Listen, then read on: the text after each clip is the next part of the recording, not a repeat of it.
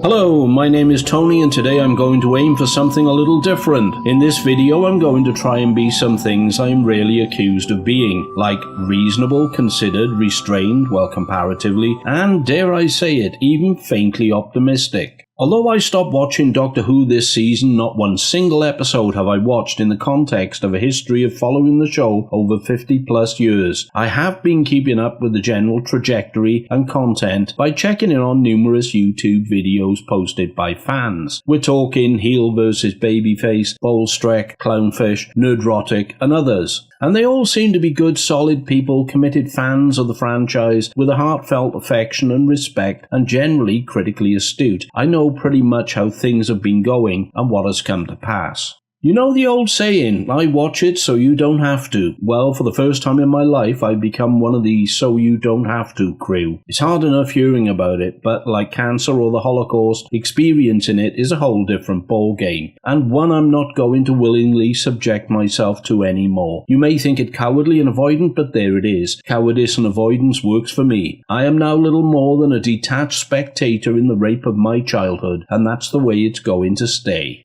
Humans have survived so long for one primary reason, and it's this. When early man discovered fire, you can bet there was at least one mindless dick who got really overexcited by this new phenomenon. Wow, I really love this fire stuff, he thought. In fact, I love it so much I could kiss it. Look at it, all warm and yellowy, orangey, red and inviting. In fact, know what? I am gonna kiss it. And he burned his face off and died of septic shock. Now, his fellow cave dwellers saw this fatal immolation and they thought, fuck me, clearly not the way to go. Remind me never to try that. Don't want to end up like Umbongo there. May he rest in peace. We humans have survived so long through our ability to learn from our mistakes and indeed the mistakes of others. If we or someone else fucks something up, we consider why it went wrong. We reflect, we focus, home in on the truth, store it in memory, and we don't do the same thing in the same way in the future. At least that's the theory. Sure, history is littered with dumbasses who thought they knew better. For instance, in 1812, the Emperor Napoleon tried to conquer Russia in a campaign that took him into the dead of winter. It didn't work, in no small part because thousands of his troops died of hypothermia and starvation. By December 1812, he gave up. Kicking off in June 1941, Hitler's invasion of Russia hit the same problems when winter came, so that didn't work either. Strange, huh?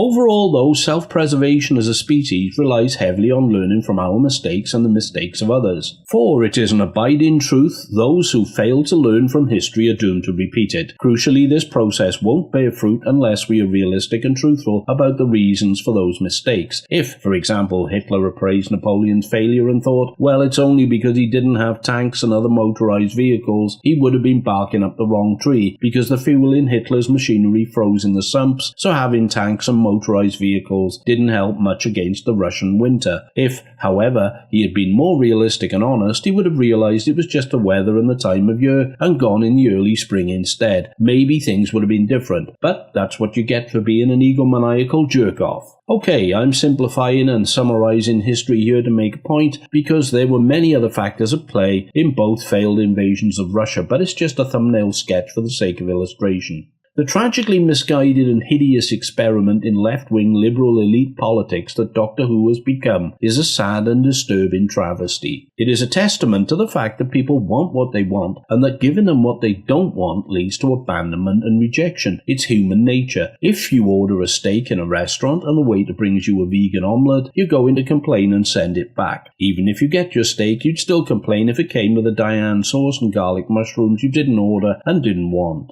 Suppose, though, the waiter says, well, sir, madam, we think a vegan omelette is better for you, and it's what we, the restaurant, want you to have. You might well respond, but it's not what I want a steak. I don't even like vegan omelette. I've been coming to this restaurant for 50 years. So the waiter replies, ah yes, but we don't care what you want, and we don't care if you don't like vegan omelette, and we certainly don't care how long you've been dining here. You must realize that your dislike of vegan omelette is no one's fault but your own. So you refuse to pay, get up, make to leave. The waiter calls after you and says, by leaving, you run the risk of decreasing the patronage for the restaurant, and it will eventually have to close. That's on you, sir, madam. You turn. So if I come back, do I get my steak? No. Just a vegan omelette. That's what you will get, like it or lump it. It is all we will serve you, and everyone else. You fucking ingrate Philistine twat.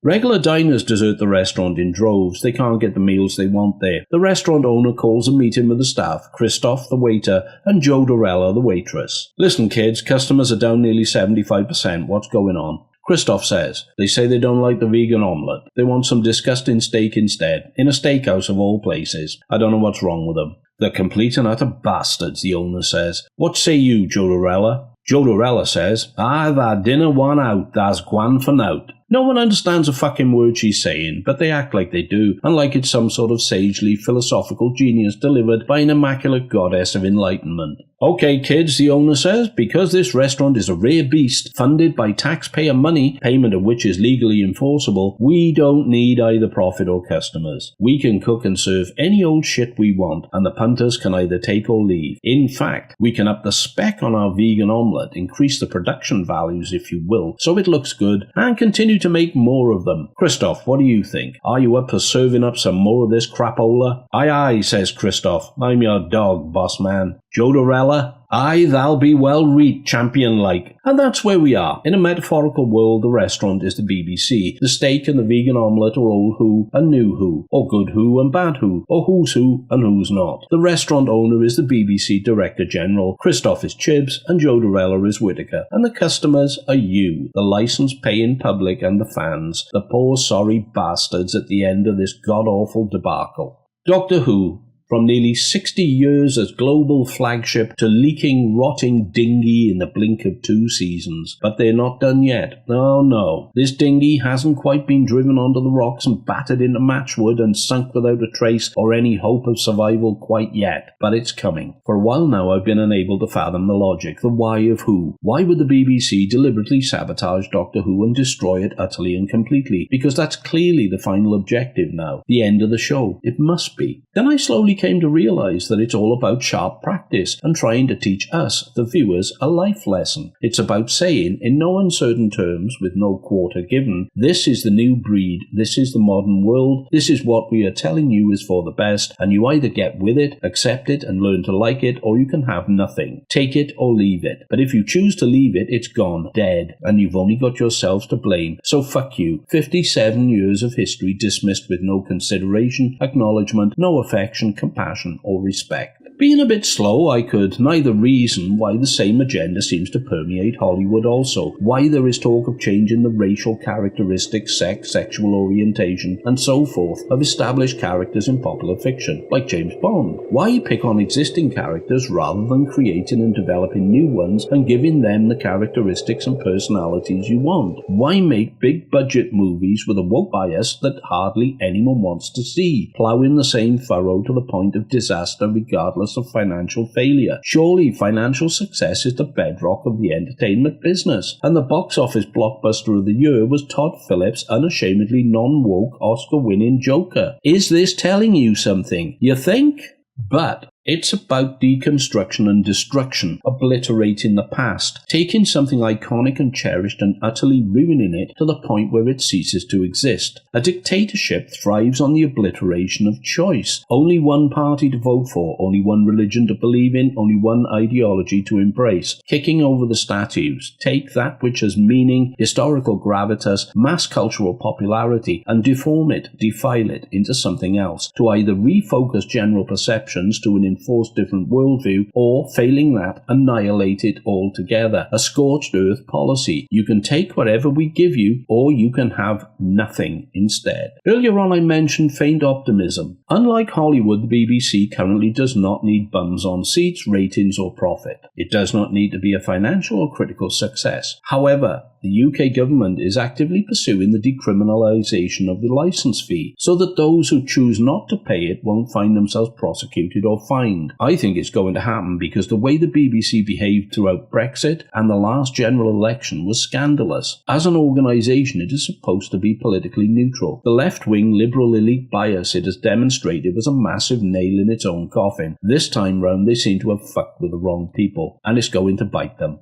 hard. Right now, if the licence fee was decriminalised, I think millions would cease paying it, myself most definitely included. The loss of revenue would be staggering. Let's see you keep on making vegan omelettes then. Would they sell off the family silver in this case? Could properties like Doctor Who be snapped up by Netflix or Amazon? To be honest, that scenario is the only way I can see the show having a future. To find a home on an alternative network platform that would be willing to consign the vegan omelette to history as if it had never existed and forge ahead with a 57-year legacy as the springboard to the future. What other options are there? As for Hollywood, the go woke, go broke philosophy simply cannot prevail indefinitely. Hollywood is a business. The primary objective of all business is profit, financial gain. The money men, bankers, financiers, moguls will not just stand by whilst billions routinely get pissed down the crapper with wild abandon. Something will give and the tide will turn, I believe. Yet for the moment, the underpinning survival philosophy of learning from mistakes and adapting accordingly is going to be deliberately consigned to the back burner in favour of a dysfunctional ideology. Ideology over common sense is the order of the day, but it is unsustainable.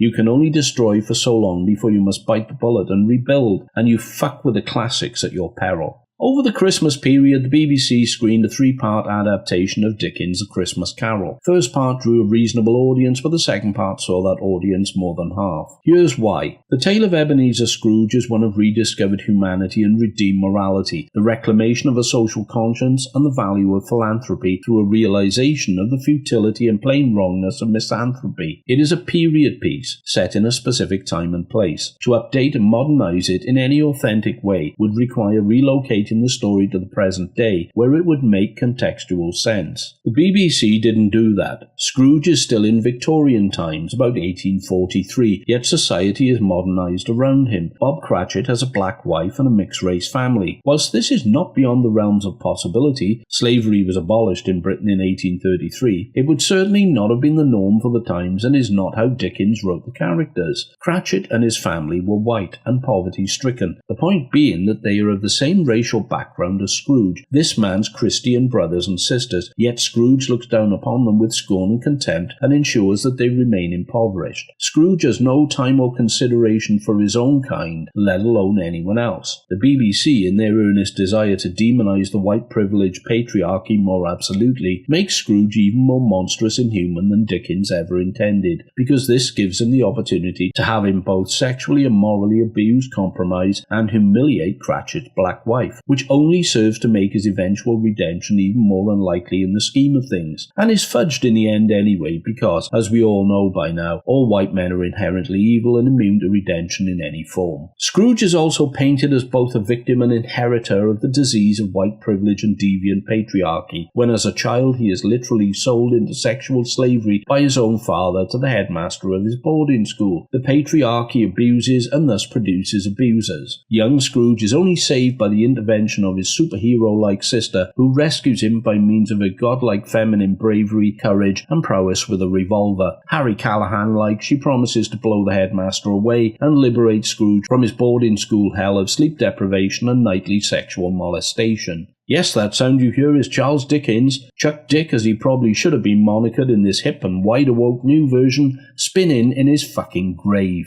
Towards the end, it is suggested that the spiritual manifestations Scrooge experienced were as a result of the voodoo-like powers of Mrs. Cratchit. There is no higher celestial purpose driving the narrative, not the white man's false god. The spirits are conjured up by a woman, a powerful woman, yes, girl power, baby, right? Because being a black woman, she'd naturally be all clued in on black magic, occultism, and voodoo shit. Why wouldn't she? From the Dark Continent, after all, don't you know? Now that's not stereotyping, is it? That's empowering, that is. Must be true what they say. Don't mess around with Foxy Brown. By now we all realise and see what's going on. The evidence is that the approach of the BBC across a lot of its programming isn't working. And let's face it, they can't not know it, see it and realise it. But they are going to hunker down, wrap themselves in denial, spit glib platitudes and faulty reasoning at the public in their press releases, and pledge to forge ahead and continue to do what they are doing in the same way they are doing it for the foreseeable future. But no one's watching it. Don't care. No one likes it. Don't care. But no one wants it. Don't care. Well, let me tell you this. I've reached the point where I don't fucking care. I'm the customer, and in this case, I'm right and you are so fucking wrong. And I vastly prefer the ultimate nothing you offer as an alternative to the appalling something you provide these days. Great thing is, I'm not alone. You want to be woke? I'll wake you up. It's a consumer society, idiots. And we, the consumers, in the end, decide what flies and what doesn't. It's a bloody long way down, hip woke dudes, so enjoy the crash landing at the bottom. There you go. Reasonable, considered, restrained, faintly optimistic. Well, sort of. Thanks for listening. It's been a pleasure as always. If you have experienced some fractional iota of entertainment as a result of this video, please hit like and feel free to subscribe. Here's a song called Bleed.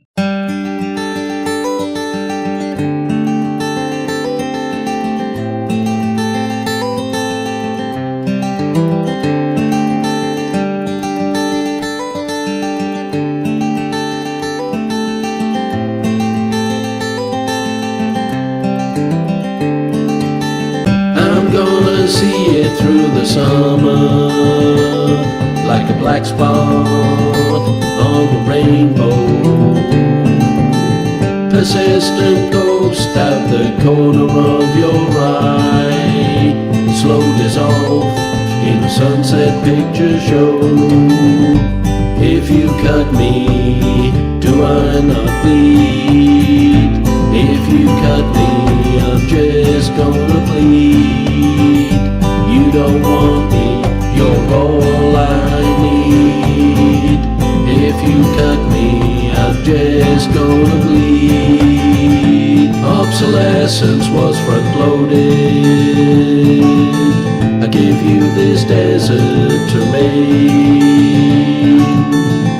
Landmines patient, unexploded, and love is in vain. Take me back to greener pastures, when you were standing on the terrace, a single red dot on the breast of your dress, holding fast an assassin laser trace. If you cut me, do I not bleed? If you cut me, I'm just gonna bleed. You don't want me, you're all I need. If you cut me, I'm just gonna bleed. The mountain peak was Snowtown, beyond the curtains of rain. Your beating heart won't shrink wrap. That love was in vain.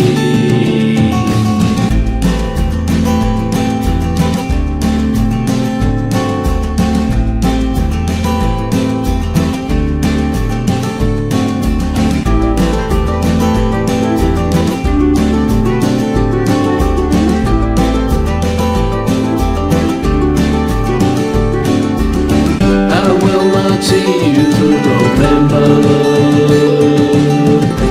when the frost sketches the window, an empty space with a meaningless form, lesser than an imaginary shadow.